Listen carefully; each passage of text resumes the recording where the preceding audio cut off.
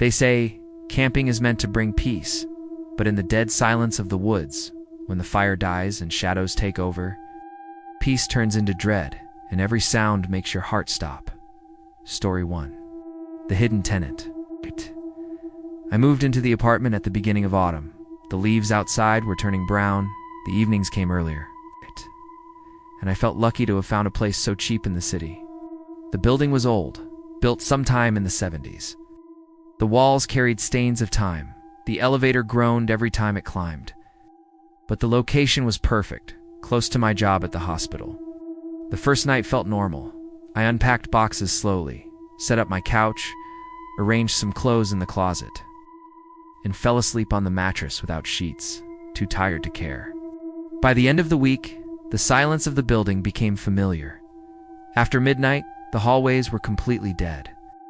The only sound I ever heard was the low electric hum of the elevator shaft. One evening, after a long shift, I returned home past 1 a.m., my stomach growling.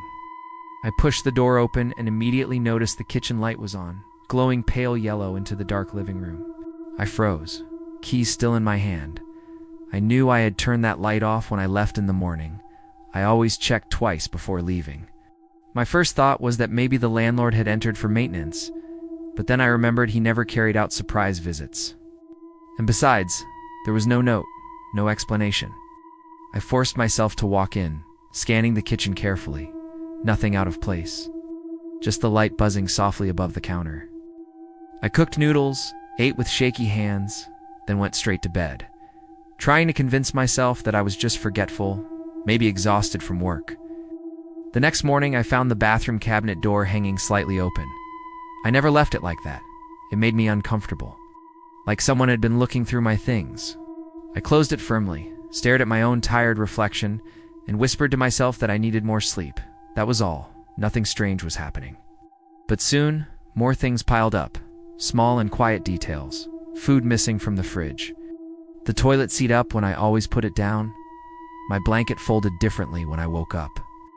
I started to notice a faint smell of cigarette smoke in the living room, bitter and stale, lingering in the air, even though I didn't smoke and no one ever visited me.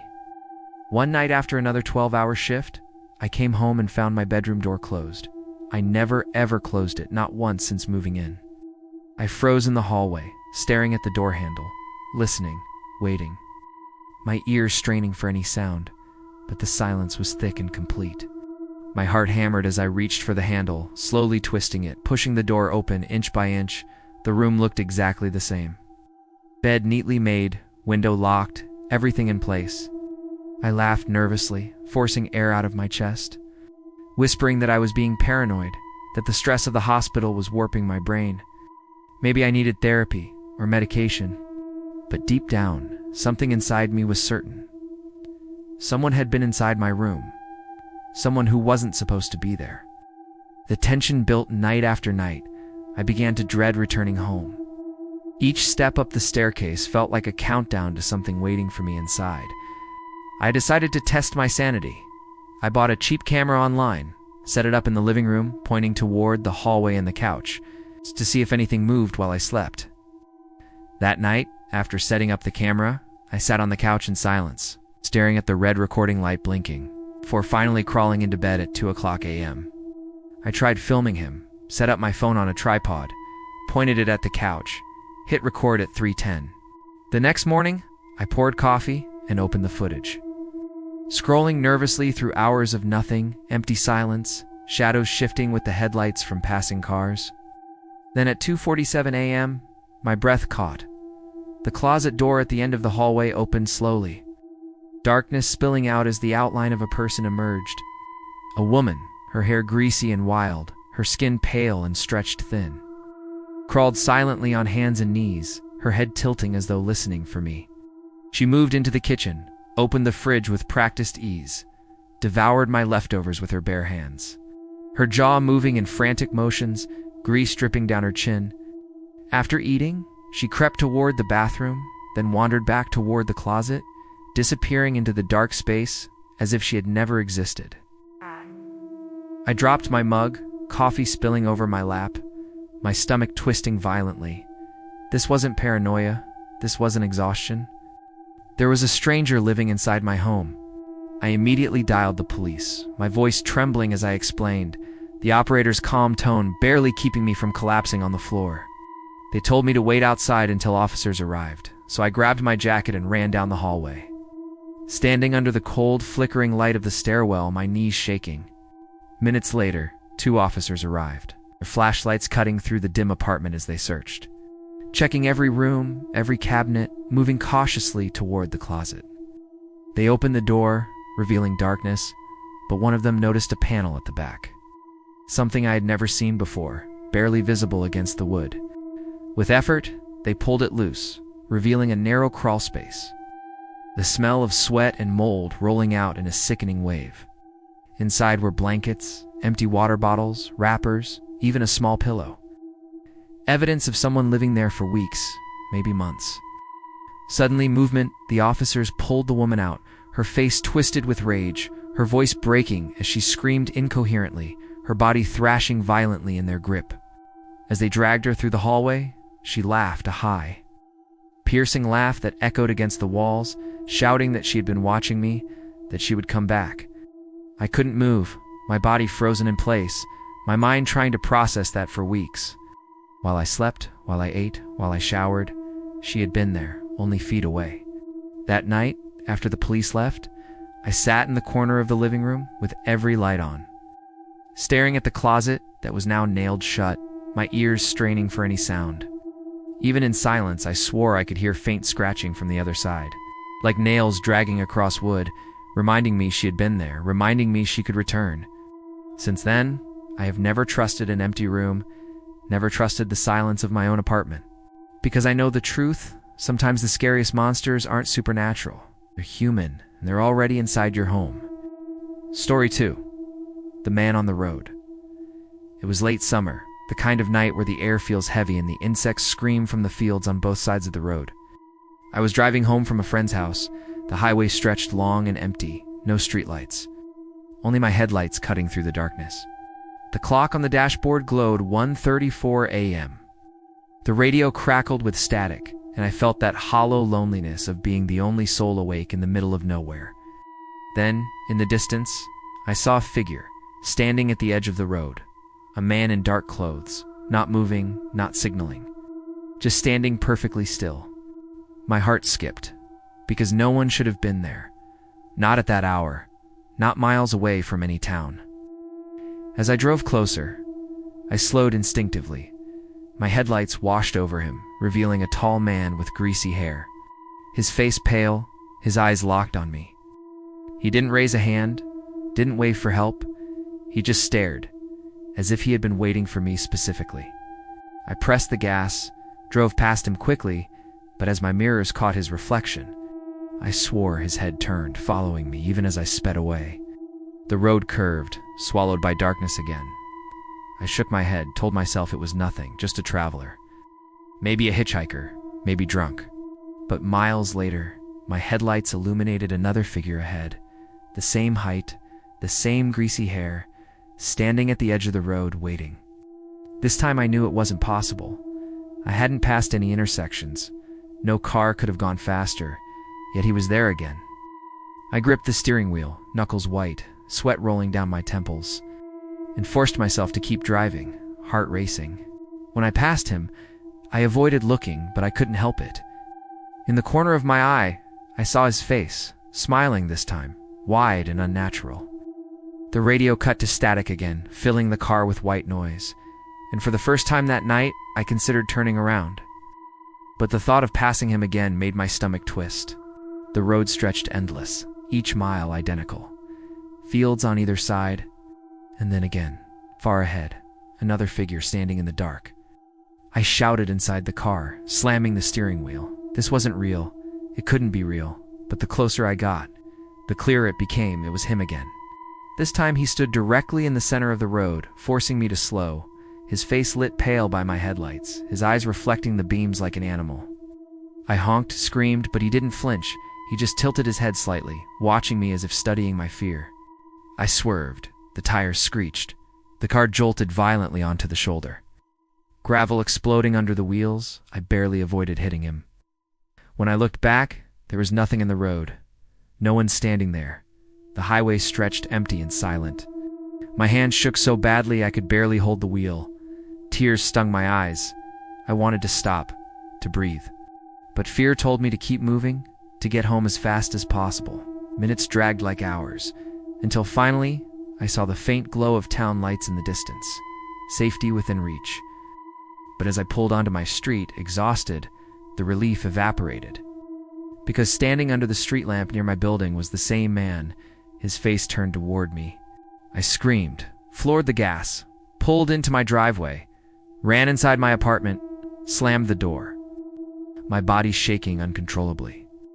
For days I didn't sleep. I locked every window, every door, but every night at the same time. I swore I saw him again, standing across the street watching. And then one night, at 1:34 a.m., my phone buzzed with a message from an unknown number. No words, only a picture. It was a photo of me, sitting in my car, taken through the windshield. My eyes wide, my mouth open in terror, from that very night on the road. Story 3. The beep in the night. I left the gym close to 10 p.m. The parking lot felt hollow, my breath white in the cool air as I unlocked the car. The phone buzzed as the engine turned over, a notification slid across the screen, an unknown accessory detected moving with you. I stared at the message, confused, thinking maybe someone nearby had left their earbuds on, thinking it would disappear once I drove away. The highway was almost empty, a few trucks, long gaps of darkness, the tires hummed, the alert stayed pinned on the lock screen. Another buzz came. This device has been seen with you at 2 locations. My apartment and the gym, the app offered a map, blue dots trailing my day. I pulled into a gas station under harsh fluorescent light, my hands a little shaky. I tapped the notification and opened the tracking screen. The app showed a circle pulsing somewhere near me, near the car. It offered a button, play sound. I tapped and waited. Nothing happened for a long 10 seconds. Then I heard it, faint and tinny, a chirp like a toy heart somewhere behind me. I popped the trunk, lifted boxes, gym shoes, a jacket. The chirp faded, then returned. Then faded again, like it was breathing. The man at the next pump glanced over, a friendly smile. He asked if my car was giving me trouble. I said no, just checking something. He stepped closer like he wanted to help, then stopped when I closed the trunk. I thanked him and said I was fine, my voice small and tight. Back in the driver's seat, I watched the map, the circle still with me, the sound quiet, too quiet to triangulate, my skin prickling with heat. I drove home on streets I knew by muscle memory, but each block felt new and hostile. I kept checking the mirrors for the same headlights. The app updated again. This device has moved with you. I parked and kept the engine on. Lights pointed at the garage door like a stage. I hit play sound again, waited, heart steadying itself against my ribs. I pressed my ear against the back seat. The chirp grew a little stronger. I slid a hand under the passenger seat. Dust and a penny, and nothing else. Then moved to the back, fingers brushing carpet and hard plastic. The chirp drifted to silence again, infuriating in its uncertainty, like the device was a small animal hiding when I looked. I gave up for the night, took the stairs 2 at a time, locked the deadbolt, locked the chain, and sat on the floor with my back to the door. The notification stayed on the phone, a quiet reminder that someone or something wanted to know where I slept. I barely slept. I turned on the television for noise, kept the volume low, listened for a car engine idling outside. At dawn, I went back to the parking spot with a flashlight. The morning had that damp chill that tastes like old pennies. I checked the wheel wells, felt along the bumper. The flashlight spilled white arcs under the car, my knuckles scraped against metal. When I lowered the rear license plate frame, something shifted, a small disc taped to the inside, wrapped in black electrical tape like a bandage. I peeled it free, the tape sticky and stubborn, the white plastic underneath smudged and warm. A battery sealed inside, the serial printed small. I photographed everything, the plate, the tape, the device, the timestamp on the phone, my hands shaking as I dropped the thing into a metal tin. At the precinct, the desk sergeant took the report. He was polite, tired, and said variations of the same sentence 3 times. He said, "We will log this. We can request owner information from the manufacturer. We need a warrant. It takes time." Please change your routine. He said, document everything. Keep your location services aware. Tell someone where you are. Do not walk to your car alone at night. He said, this happens more often than you would think. His tone a blend of warning and apology, the coffee on his desk gone cold. I went to work and tried to pretend that the world had not shifted an inch to the left. Tried to drink water and answer emails and breathe normally. That night when I came home, a sedan was parked across the street with the engine idling. The driver stared forward, unmoving, a silhouette without a face. I told myself not to invent monsters. I told myself to park, to walk calmly, to unlock the door with steady hands like I owned the night. Inside, I set the phone on the counter and it buzzed again. An unknown accessory detected moving with you, the words like a needle under my thumbnail. I swore aloud, the sound too loud in the small kitchen. The device I turned over to police should have ended this. It had not. I opened the app. The map drew a new line. Dots between work, the supermarket, my apartment, like a child connecting stars into a shape. I pressed play sound and waited. Silence, then a soft chirp. Very close. So close, I could feel it in my teeth. I tore apart my backpack on the table, pens rolling to the floor. Receipts spilled like dead leaves. The chirp died and then returned from the strap. There was a slit at the seam I had not noticed. A neat slice made with a very sharp blade. Thread still clean, no fray, almost invisible. Inside was a second device, this one wrapped with white tape covered in lint. Like it had lived for days in fabric, sleeping against my shoulder. My vision narrowed, the kitchen tunneled too gray. I sat down because my knees forgot their purpose, the room whispering with the sound of the refrigerator. I placed the second device in the same metal tin, closed the lid, set the tin inside the oven, turned the oven off, sat on the floor again. I called the precinct and updated the report. The officer on the line was kind. She used my name often, like a rope thrown to someone in water. She said, if anything happens, call immediately. Keep lights on. Do not confront anyone. Keep the devices powered down or isolated. At 1 a.m., the building hallway filled with footsteps. Not the shuffle of a neighbor, but measured steps that paused at my door. The peephole showed only the glow of the hall light and a smear of movement to the side. Someone standing where the lens could not see. The handle turned slowly, a polite test, once, twice, then again, a pause, the rattle of metal pretending to be casual. I called emergency, spoke softly, gave my address twice. The operator said units are on their way, stay on the line, do not approach the door. The handle stopped moving. The silence grew heavy with imagined footsteps, then actual footsteps moving down the hall, then a long, quiet. Red and blue light painted my ceiling. The knock from the police felt like a sunrise, sanctified and ordinary, hands on hinges and voices asking if I was alone. They checked the stairwell, the alley. The car across the street was gone. The idling engine replaced by crickets and the soft hiss of streetlights. An officer walked me through the car with a flashlight. His beam was patient, checking door seams, checking undercarriage, checking the interior like a surgeon. He found no third device. He found scuffs on the trunk latch. He found a slice in the weather stripping like fingers had worried at the rubber. Said, change your locks tomorrow. Change the route you drive. Buy a different backpack. Tell your workplace security, document every detail. Said, you did the right thing calling. This is not your imagination. This is a pattern. They rely on you doubting yourself until you stop reporting. At dawn, I tried to shower, the water needle hot into my scalp. I breathed in steam and counted seconds, anything to slow the shaking. I boxed up the two devices and wrote the report number on the lid. I changed the code on the building entrance. I printed copies of the serials.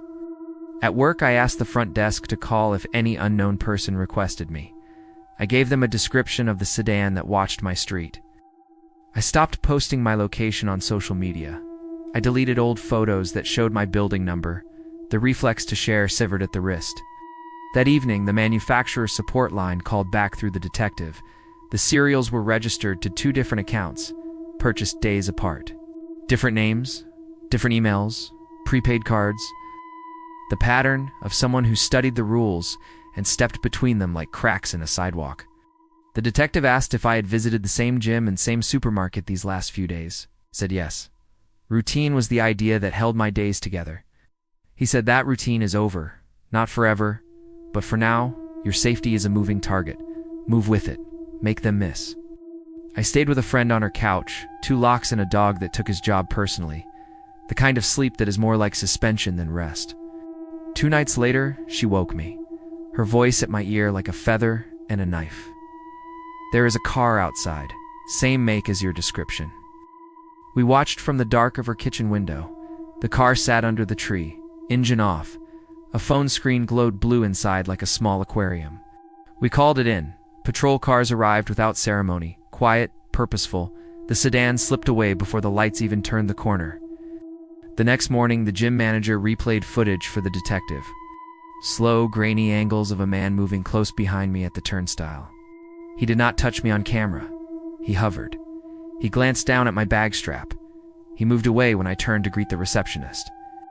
At the supermarket, the footage showed a different man, shorter, cap low. He stood behind me in the checkout line, his shoulder nearly touching mine. He looked down as if at his phone, his hand near the seam of my backpack, a movement so small it felt like a trick of light. The detective paused the frame, the still image of a blade barely visible between 2 fingers. Half an inch of metal, a surgeon making a sly incision. There was no arrest that day. There were no neat endings, only additional reports, camera stills, a list of suggestions that sounded like commandments. I replaced my license plate frame with tamper-proof screws. I installed a motion camera in the parking spot. I learned the sound of every neighbor's car, started walking different streets, using cash sometimes, buying a new backpack, keeping the old one in a sealed box with the report number like a relic. Weeks later, the detective called to say the accounts that registered the devices had gone dark. The phone numbers attached no longer rang. The pattern moved on. I asked if that meant I was safe. He said there are no permanent answers. There are only habits that make it harder for people to hurt you, he said. The technology is small, but intention is the size of a room. Lock the room, light the room. Tell others where you keep the key. Still put my ear to the seat sometimes, and listen for a chirp that is not there. I still check the wheel wells with my palm like blessing a forehead. When I drive at night and a car follows me for too long, I change lanes twice. I take an exit I do not need. I let them pass like a storm. I sleep with the phone on the nightstand face up, not for messages from friends, but for warnings from a world that now whispers in small white circles. I tell people who will listen, check your routine for seams. Listen for the smallest sound in the loudest night. A chirp can be a map with your name on it. I tell them, the scariest part is not the device. It is the stranger who chose you out of 1,000 faces and learned your orbit by inches. I tell them, the first step back to safety is to believe yourself.